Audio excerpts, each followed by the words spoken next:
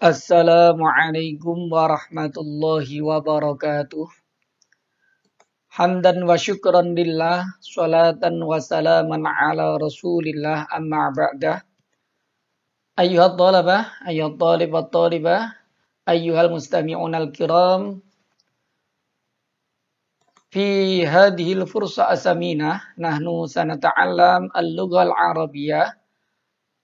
Wa nabda bidarsil awal.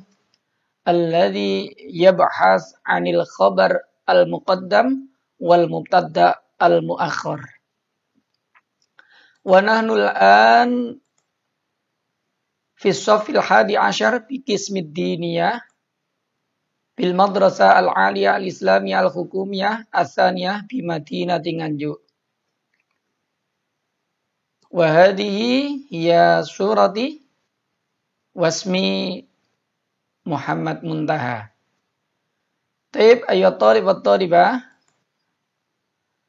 qabla an nabahas anil khabar muqaddam wal mubtada al muakhkhar, yambaghi alaina an na'rifa awalan al ahdaf at-ta'limiyah fi hadzal yaum. Ba'da dirasah ayyakuna at-tilmid qadiran ala an ya'rifa al-jumlah al-ismiyah. Summa asani yakunu tilmid qadiran ala an ya'rifa al-khabar al-muqaddam wal mubtada al-muakhkhar. Summa as-salis ayyakuna at-tilmid qadiran ala wat'il misal minal khabar al-muqaddam wal mubtada al-muakhkhar. Baiklah anak-anakku sekalian, dalam kesempatan kali ini kita akan pelajari bahasa Arab dan tema kita kali ini adalah khobar muqaddam mubtada muakhkhar. Adapun tujuan pembelajaran hari ini yaitu setelah mempelajari tentang khobar muqaddam diharapkan siswa nanti menguasai atau mampu untuk mengetahui jumlah ismiyah, karena memang khobar muqaddam, mubtada muakhkhar itu adalah nanti pembahasannya bagian dari jumlah ismiyah. Kemudian yang kedua, seorang siswa nanti diharapkan untuk mengetahui khobar muqaddam dan mubtada muakhkhar. Berikut ciri-cirinya. Dan yang terakhir, siswa diharapkan mampu untuk membuat contoh dari khobar muqaddam dan mubtada muakhkhar. Taib ayyuhat talib wa talibah, qabla an nabahas anil mubtada anil khabar muqaddam wal mubtada al muakhkhar, yambaghi alaina an na'rifa awalan alamatil ismi. Kita sebaiknya mengetahui dulu tentang tanda-tanda isim, kemudian tanda-tanda fiil, nanti juga berikutnya tanda-tanda huruf, karena setidaknya ada isim dan fiil yang harus kita ketahui tanda-tandanya. Karena apa?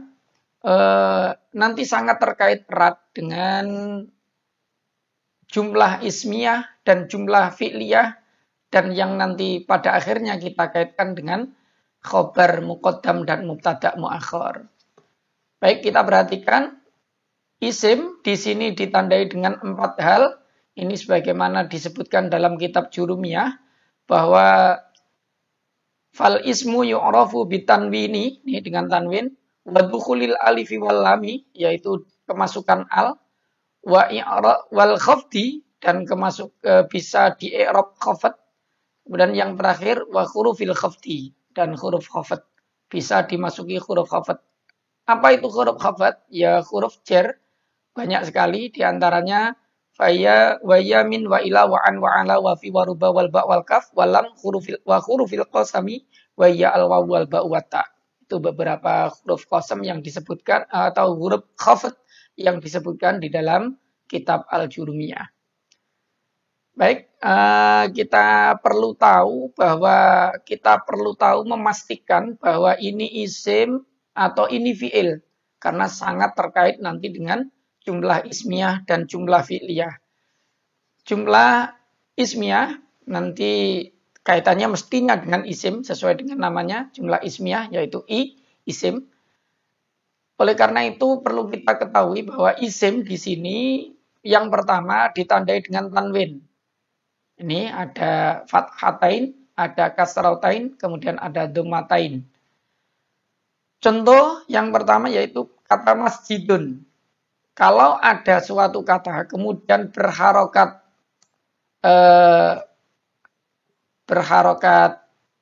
tanwin seperti ini, maka bisa dipastikan itu mesti isim. Kemudian kalau ada kata yang dimasuki al seperti contoh al-baitu, di sini ada alnya di sini saya cetak merah. Ini mesti dipastikan saja kalau itu mesti isim karena tidak mungkin fiil ada alnya, juga tidak mungkin isim berharokat tanwin. Kemudian juga bisa di i'rab khafad. Karena memang i'rab khafad ini masuknya hanya pada isim karena dia tidak bisa masuk pada fiil. Jadi seperti contoh amam al-fasli. Di sini al-fasli berharokat kasrah dan ini kasrah adalah salah satu tanda i'rab khafad. Ditandai dengan kasrah. Ini menunjukkan bahwa kata al-fasli ini jelas isim karena bisa dibaca kasrah sebagai tanda dari i'rab khafad.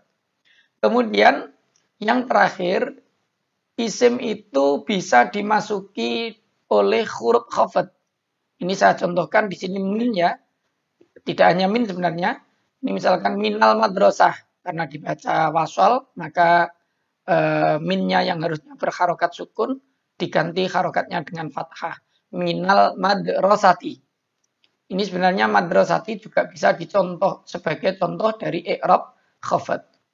Hanya saja di sini dicontohkan sebagai isim yang dimasuki oleh huruf khafad. Ini bisa diganti yang lainnya. Bil madrasati, fil madrasati, ilal madrasati, anil madrasati, dan lain sebagainya. Jadi ini beberapa contoh isim. Kesimpulannya isim ditandai dengan 4 hal ini. Dan ini harus betul-betul kita ingat nanti karena jumlah ismiyah akan sangat terkait dengan isim ini.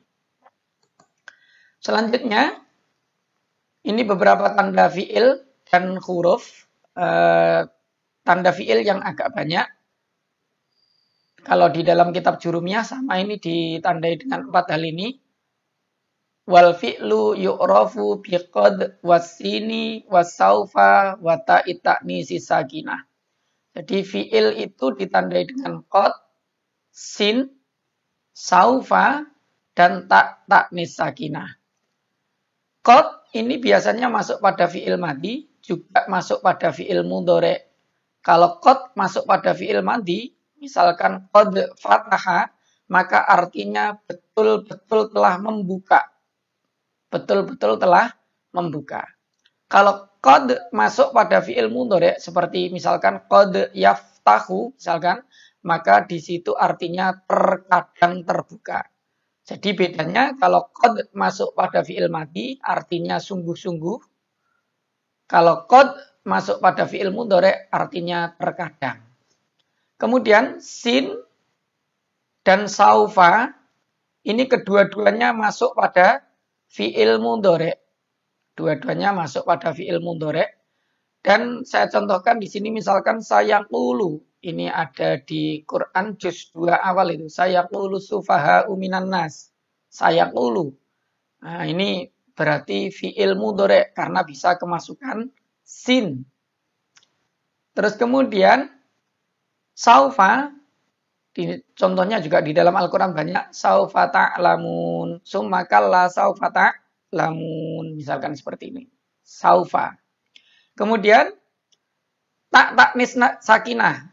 Taknis sakinah itu tak yang ini seperti ini. Membuka ini. Bukan tak yang buntu. Atau bukan tak yang bulat itu. Kalau tak yang bulat itu tak marbutoh.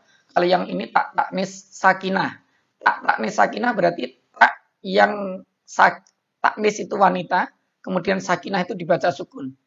Ini fatahat, ini berarti yang menunjukkan bahwa yang membuka itu adalah seorang Saya ulangi lagi bahwa fatahat di sini menunjukkan bahwa pelakunya adalah perempuan. Karena ada taknis as-sakinah. Kemudian yang terakhir yaitu wal harfu mala yasluhu fihi dalilul ismi wala dalilul fi'li.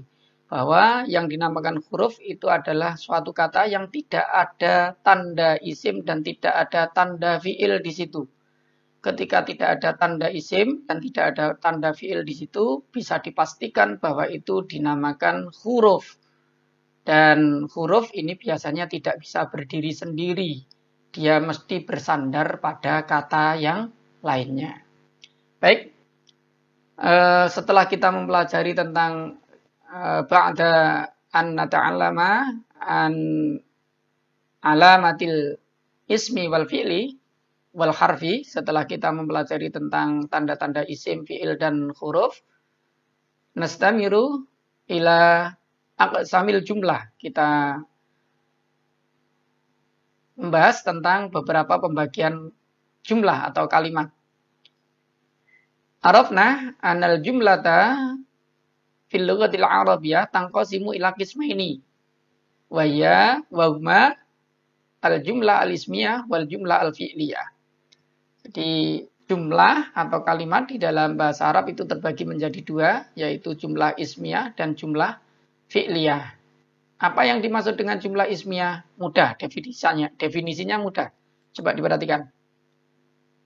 Al-jumlah al-ismiyah hiya al-jumlah al-mabdu'ah bil ismi. Yang dinamakan jumlah ismiyah yaitu jumlah yang dimulai atau kalimat yang diawali dengan isim. Sehingga kita harus hafal betul dari beberapa tanda-tanda isim tadi. Kemudian yang dinamakan al-jumlah al-fi'liyah hiya al-jumlah al-mabdu'ah bil fi'li. Yang dinamakan jumlah fi'liyah yaitu jumlah atau kalimat yang diawali dengan fi'il. Hanya saja yang perlu kita bahas nanti yang al-mabdu'ah bil ismi. Karena kita nanti terkait dengan jumlah ismiyah untuk khobar muqaddam dan mubtada muakhornya. Baik, jumlah ismiyah itu jumlah yang diawali dengan isim atau kata benda, jumlah fi'li yang diawali dengan fi'il atau kata kerja. Ini kalau kita jumlah ismiyah mesti terdiri dari mubtada dan khobar. Kalau jumlah fi'liyah mesti terdiri dari fi'il dan fa'il. Kita contohkan di sini al-baitu kabirun. Coba kita analisis. Al-baitu di sini kita harus tahu ini isim, fi'il atau huruf. Apakah di sini ada tanda-tanda isim, tanda-tanda fi'il, atau tanda-tanda huruf? Coba kita ingat tadi, kalau isim itu ditandai diantaranya dengan tanwin, al, kemudian huruf khafat, kemudian i'rab khafat. Nah, di sini ada alnya, berarti kita pastikan kalau ini isim. Al-baitu. Kalau ini diawali dengan isim, pastikan juga kalau ini mesti jumlah ismiyah. Dan bisa dipastikan lagi kalau al-baitu, kata yang pertama, ini mesti mubtada. Karena mubtada itu artinya memang awalan. Makanya ada madrasah ibtidaiyah itu sekolah dasar, sekolah yang awal. Karena sebelum sekolah dasar itu tidak dinamakan sekolah. Raudhatul Atfal itu kan taman kanak-kanak, bukan sekolah. Jadi ini al-baitu itu ini isim, karena ini isim di awal mesti jumlah ismiyah, karena ini kata ini al-baitu ini di awal dipastikan ini mesti mubtada dan selanjutnya adalah khobar. Paham ya? Ini rumah itu besar. Ini kalau diartikan seperti itu. Terus dzahaba at-tilmidhu. Dzahaba ini tidak ada tanda-tanda isim sama sekali. Dan ini ada tanda fi'il di situ ya. Ini berharokat fathah akhirnya. Dzahaba. Mabni fathah ini sebagai salah satu tanda dari fi'il madhi. Dzahaba at-tilmidhu. Seorang siswa telah pergi. Kalau dzahaba ini fi'il, mesti berikutnya adalah fa'il. Dan ini adalah dua unsur yang harus ada di dalam kalimat atau jumlah dalam bahasa Arab. Jumlah dalam bahasa Arab kalau tidak terdiri dari mubtada khobar, ya mesti dari fi'il fa'il.